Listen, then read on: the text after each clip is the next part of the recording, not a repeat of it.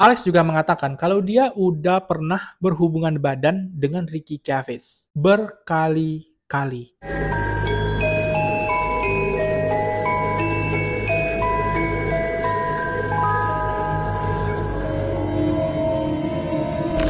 Hai guys, welcome back to my channel. Nama aku Rio, and this is The Mirror. Oke guys, kita sudah melewati bulan Mei dan sekarang kita memasuki bulan Juni. Gimana bulan Mei kalian? Apakah sudah ada target-target yang terwujud?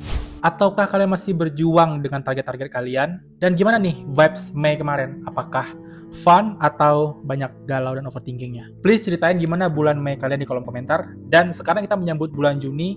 Semoga di bulan ini kita bisa mendapatkan jalan kehidupan yang jauh lebih baik, jauh lebih menyenangkan, dan dapat dinikmati. Amin. Oke guys, beberapa waktu lalu, aku dan bosku di kantor itu ngomongin tentang film drama Amerika yang berjudul A Good American Family, yang mana film itu mengangkat kisahnya Natalie Grace, anak perempuan usia 6 tahun yang diadopsi oleh keluarga, tapi lama-kelamaan terasa ada yang aneh dari si Natalie. Tanda-tanda menunjukkan bahwa dia bukanlah bocah, tapi seorang wanita yang mengidap sebuah penyakit yang membuat dia tuh terlihat seperti bocah. Nah, di tubuh bocah ini, Natalie ini justru membuat keluarga yang mengadopsi dia tuh merasa terancam. Karena dia kerap melakukan sesuatu yang berbau psikopoi. Nah, berlandaskan itu, si bos nanya nih, emang ada ya di dunia ini psikopoi-psikopoi yang masih kecil, yang masih bocah? Dan sayangnya ada banget. Anak-anak kecil di bawah umur yang udah punya yang udah punya jiwa psikopoi, tanpa rasa bersalah menyakiti bahkan menghilangkan nyawa orang lain. Dan ada kasus-kasusnya. So malam ini, kita akan membahas beberapa kasus-kasus menyeramkan tentang penghilangan nyawa yang dilakukan oleh bocah-bocah di bawah umur. And now, before video exercise, the mirror mode, slow it.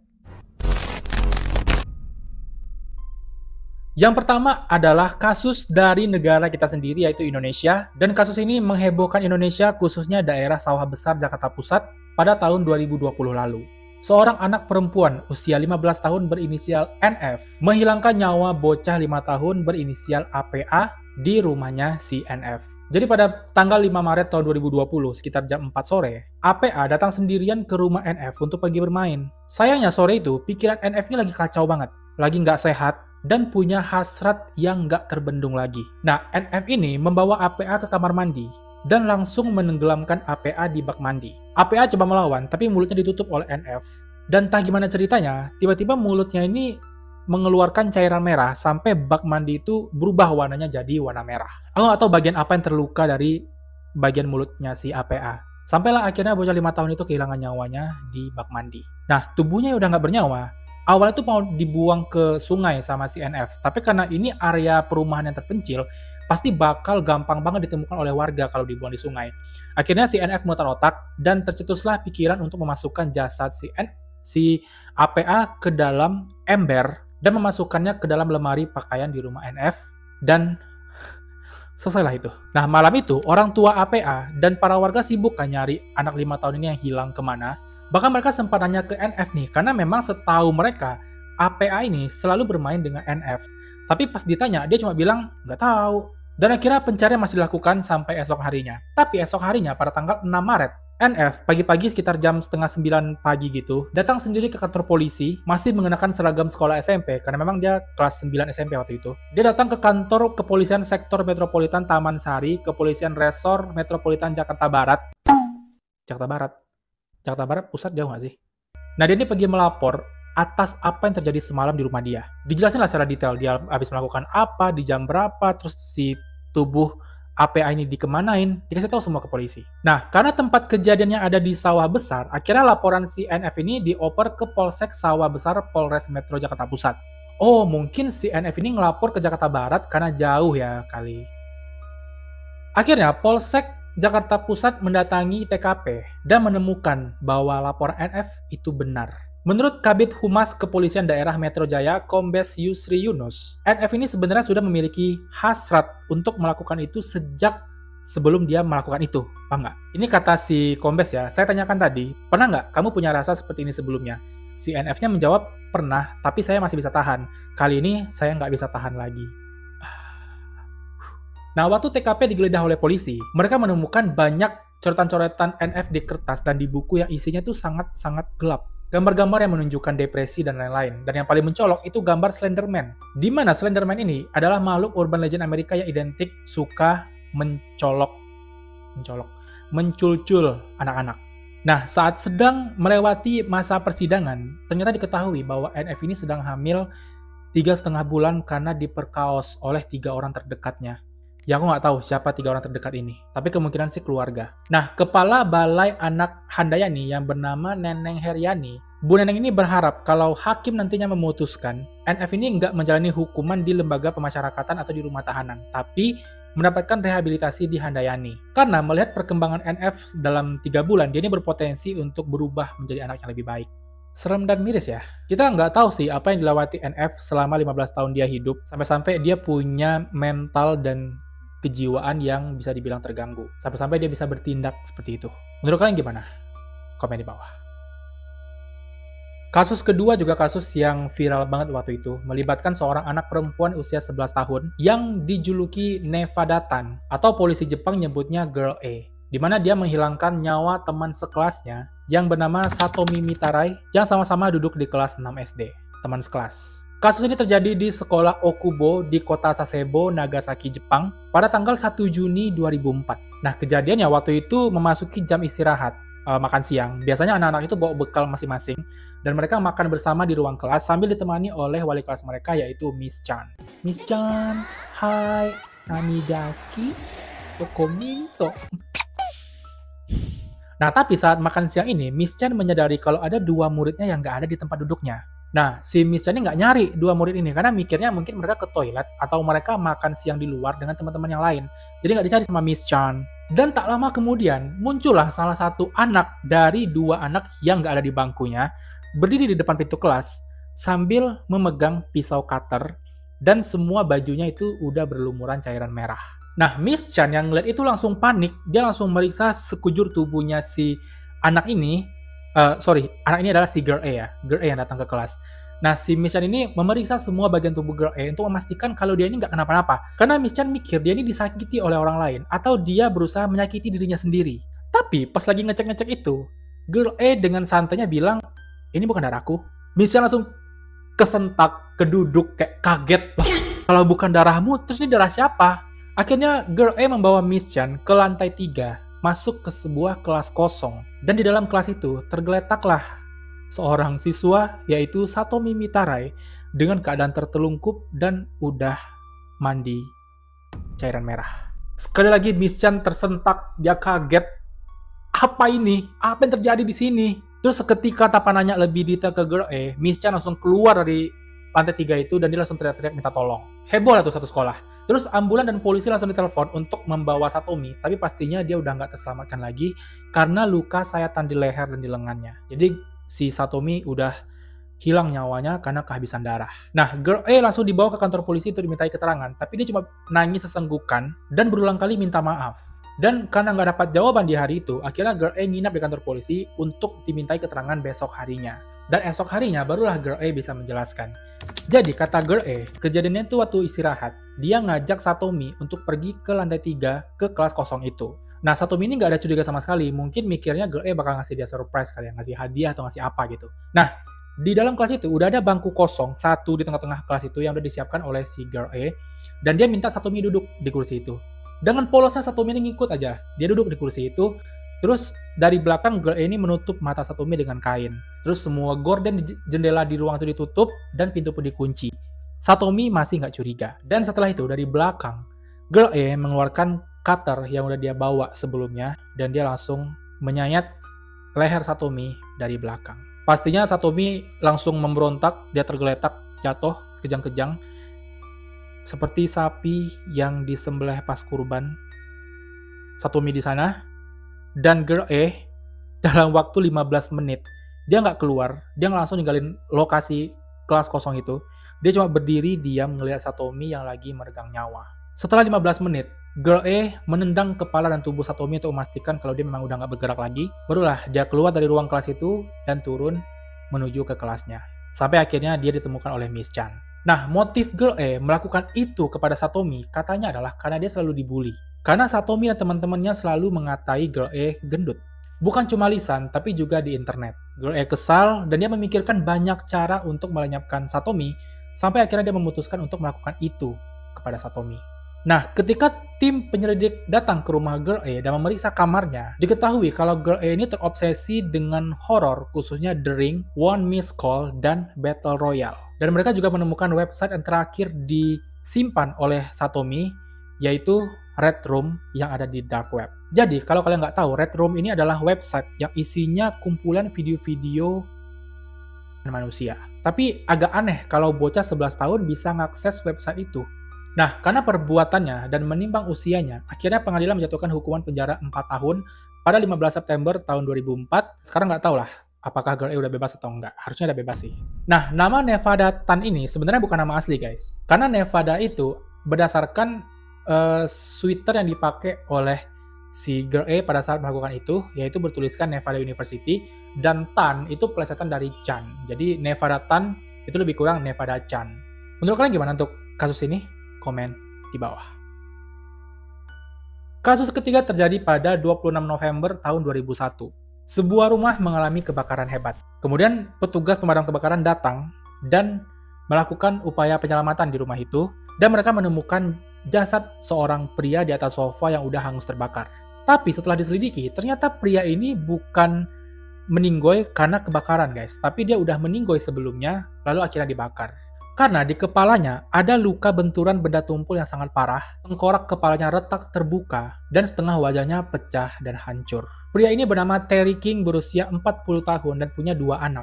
Alex King usia 12 tahun dan abangnya Derek King usia 13 tahun. Sementara istrinya Kelly Marino itu udah meninggalkan mereka sejak usia Alex masih 5 tahun, yaitu pada tahun 1993. Entah cerai entah gimana. Harusnya cerai sih kalau udah pisah. Dan plot twistnya, penyebab hilangnya nyawa Terry King itu adalah ulah 2 putranya. Alasan mereka menghilangkan nyawa ayahnya adalah karena mereka nggak mau ayahnya marah, karena mereka ketahuan kabur dari rumah. Jadi, menurut kedua anak ini, ayahnya punya sifat yang sangat keras dalam mendidik. Hampir tiap hari mereka kena marah, kena sabet, kena pukul, diteriakin bapaknya, karena menurut ayah mereka, tindakan mereka salah. Dan kali terakhir, Terry ini memarahi kedua anaknya ini dengan mendudukkan mereka di kursi, terus menatap mereka dengan waktu yang lama dengan tatapan yang mengancam. Dan hukuman ini bisa dinilai dapat merusak mental anak-anak. Sejak kecil, Alex dan Derek ini nggak dekat dengan ayahnya. Karena pekerjaan ayahnya yang nggak stabil, Alex dan Derek ini pernah sampai dititipkan di panti asuhan.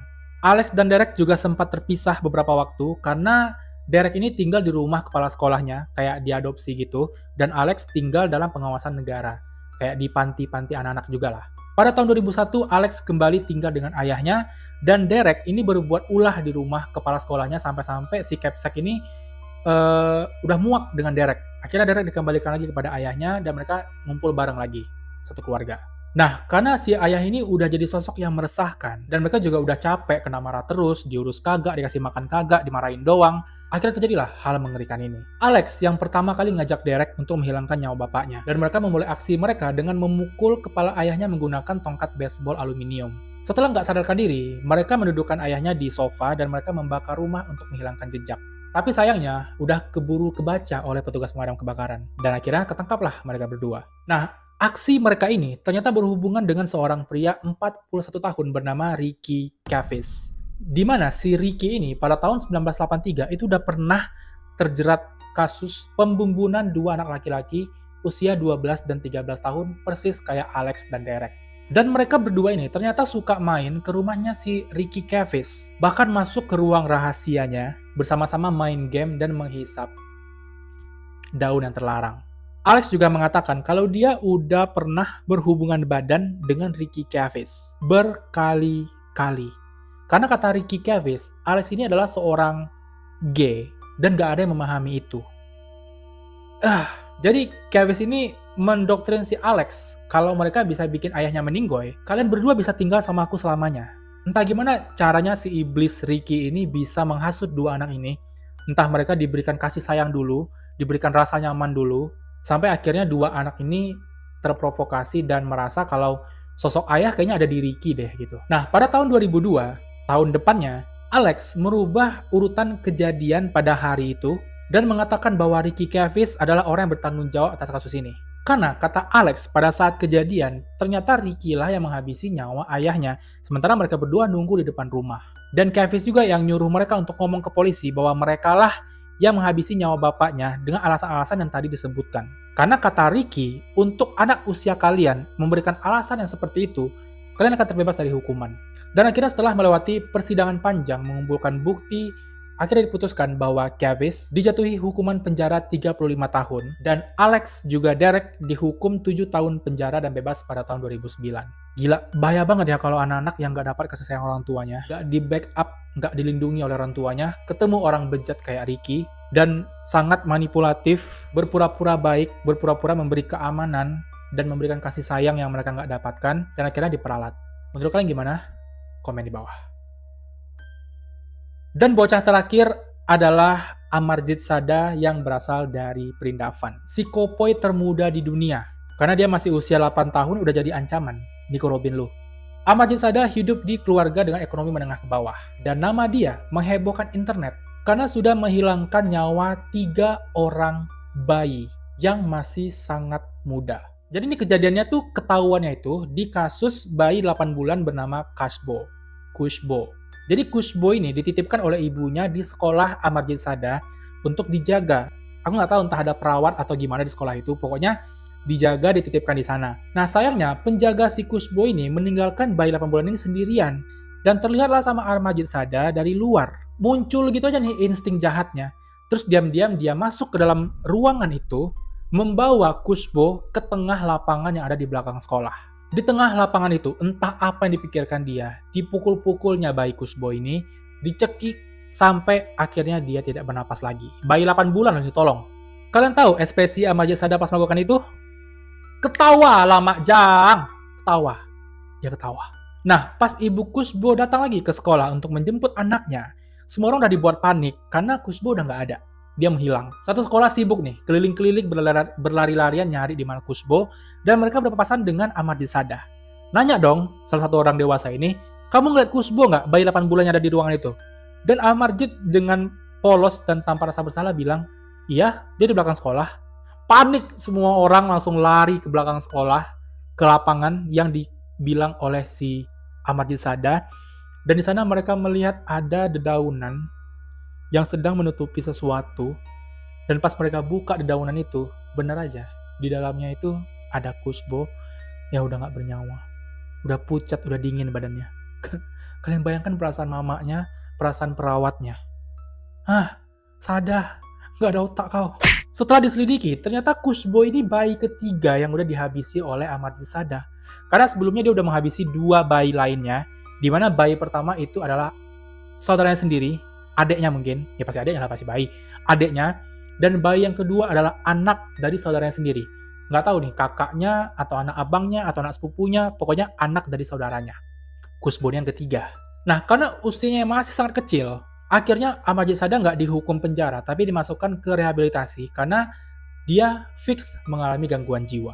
Menurut kalian gimana guys? Aku aja lemes ngomongnya, ini bayi loh. Bayi. Menurut kalian gimana? Komen di bawah.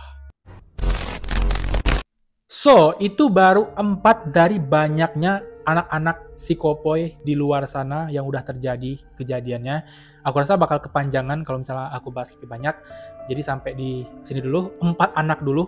Kalau kalian masih mau lanjut, kita bakal spill anak-anak lainnya yang gak ada otaknya. Ya, aku rasa kita semua tahulah harus melakukan apa untuk melindungi diri, melindungi keluarga, khususnya kalian yang punya anak kecil, lindungi anak kalian dari orang-orang berbahaya yang dengan random melakukan hal-hal buruk tanpa alasan. So, stay safe guys. Semoga kita semua selalu dalam lindungan Tuhan Yang Maha Esa dan dijauhkan dari kasus-kasus semacam ini. Amin. Oke, sikat aja. Itu aja video kita pada malam hari ini. Kalau misalnya kalian suka, klik like-nya, subscribe channel ini untuk berlangganan, dan klik loncengnya untuk dapat notifikasi kalau ada video baru. Jangan lupa tinggalkan komentar, kritik, dan saran untuk kemajuan channel ini, dan jangan lupa share video ini ke teman-teman yang lain. Terima kasih sudah menonton, dan sampai jumpa di video-video selanjutnya. Bye guys.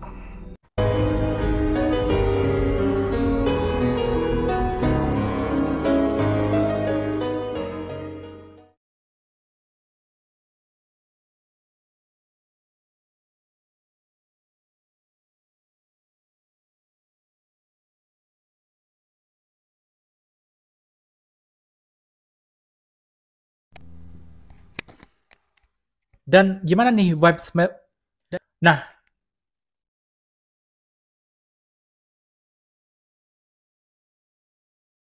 Nah, di tubuh bocahnya ini